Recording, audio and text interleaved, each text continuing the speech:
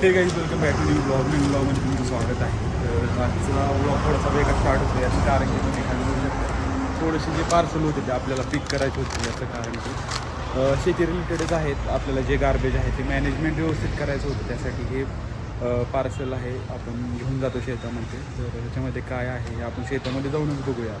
तर गाईज जे पार्सल म्हणत होतं त्या पार्सलमध्ये हे एक जॅकेट होतं जे की UPF 50+ आहे. म्हणजे आपलं उन्हाच्या म्हणजे सूर्याच्या रेजपासून आपलं थोडंसं प्रोटेक्शन करेल, कारण की ऊन खूप वाढते आणि त्वचा खूप उघडी राहत होती. त्याच्यामुळं आता पूर्णपणे आपण कवर करून घेतलेलं आहे. आणि दुसरं पार्सल होतं ते म्हणजे हे जर तुम्ही बघितलं तर गार्बेज बॅग्स 10 बॅग्स × 6 म्हणजे टोटल 60 बॅग्स आय गेस ह्याच्यामध्ये आहेत. तर ते कशासाठी आहेत तर तुम्ही जर समोर पाहिलं तर हे जे बॉटल्स पडलेले आहेत औषधाचे ते असतावेळेस ते कुठेही विस्कटतात.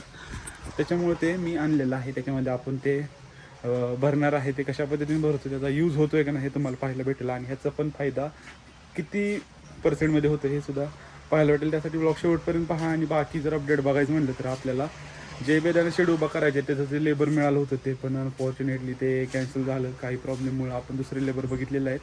तर ते येत आहेत आणि उभा करून घ्यायचं आहे, कारण की बाग हार्वेस्टिंगला फक्त आणि फक्त 15-20 दिवस राहिलेले आहेत. त्याच्यामध्ये आपल्याला हे उभा करून घ्यायचं आहे. ऑलरेडी आपले 2 शेड आहेत, आपण 3 शेड नवीन उभा करतोय.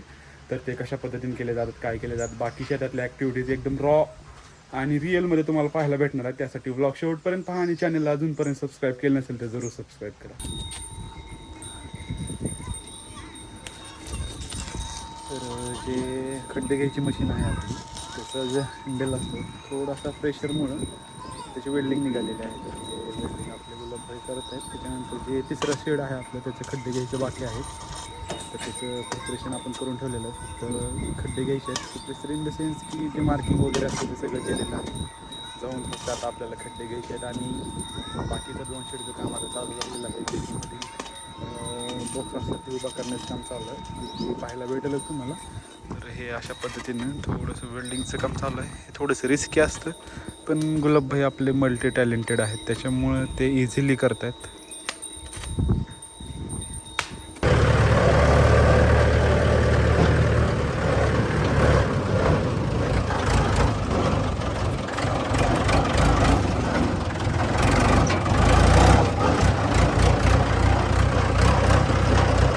पहिल्यांदा अशा पद्धतीने ट्रॅक्टर चालवतोय मी, त्यामुळे थोडासा कॉन्फिडन्स लो आहे, पण इट्स ओके.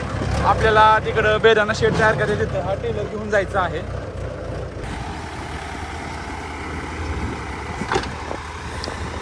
हे जे दगड पडलेले आहेत आपल्याला टेलरमध्ये भरून तिकडेच्या साईडला जे नवीन शेड करायचं आहे त्यासाठी आपल्याला हे दगडच न्यायचे आहेत, जेणेकरून हे बॉक्स उभं करताना ते दगड लागतात.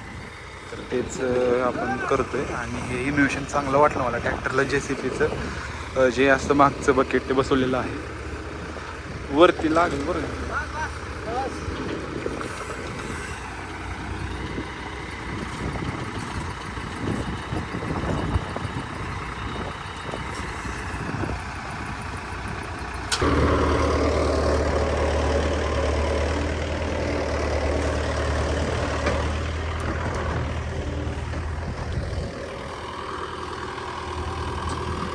येऊ द्या येऊ द्या.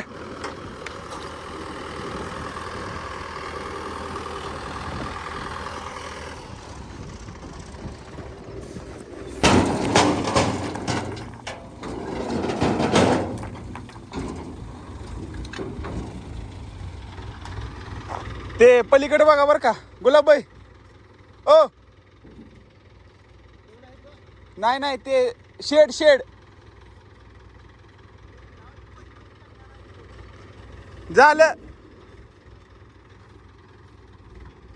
तर हे जे दगड आहेत ते ह्या खड्ड्यासाठी आपण आणून टाकलेले, जे की हा बॉक्स उभा करताना आपल्याला खाली सपोर्ट आणि जे उभा होणार ते स्ट्रॉंगली उभा व्हावं, बेंड होऊ नये वेट आल्यानंतर, त्यासाठी आपण दगड टाकून घेतो.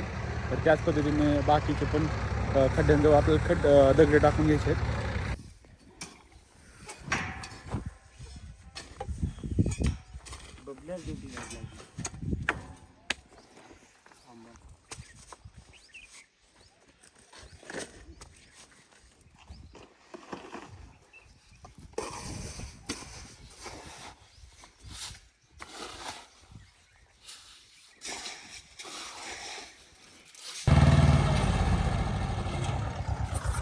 तर काही जाचं जे टास्क होतं इकडं बघू शकता, सकाळी काहीच उभा नव्हतं ते आता पूर्णपणे जे आपण हे शिड्यामध्ये तरी चालेल हे उभा करून घेतलेलं आहे.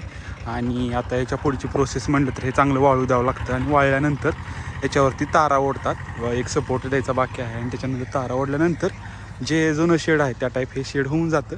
आता एक ह्याचं एक बाकी आहे आणि त्याच्या पलीकडचं बाकी आहे. त्याच्या पलीकडचं आपण फक्त हा जो बॉक्स आहे तो उभा करून घेतलेला आहे, जो की आपण थोडासा शॉर्टमध्ये आढावा घेऊया त्याचा. बाकी आजचा डे खूप हेक्टिक बिझी होता, कारण की कालच्यापेक्षा आज थोडासा कमीच होता. काल एवढं काम होतं ना, एवढं काम काय सांगू नका. हाताची जर अवस्था बघितली तर बघू शकता इथं फोड आलेला आहे वगैरे वगैरे. पण आता हे बघून चालणार नाही, कारण की आपण ते फील्ड चूज केलं आहे, त्याच्यामध्ये जे येईल ते आपल्या वाट्याला ते करावंच लागणार आहे. त्याच्यामध्ये दिवं पूर्ण चालत नसतं. बाकी हे अशा पद्धतीने उभा करून घेतलेलं आहे. याच्यामध्ये नंतर दगडं वगैरे टाकून सिमेंट टाकून हे चांगल्या पद्धतीने पॅक करतील. याला सपोर्ट म्हणून अशा पद्धतीने बांधलेलं आहे. आणि day is about to end आणि आपले टास्कसुद्धा आता एंड होत आहेत. बाकी आज आंब्यातलं पण काम झालं, जे की खाली आंबे वजनानं घासत होते जमिनीला, ते वरती बांधून घेतलेले आहेत सपोर्टला. तुम्ही आधीच्या व्हिडिओ पाहिला असेल की आपण कशा पद्धतीने सपोर्ट दिलेला आहे.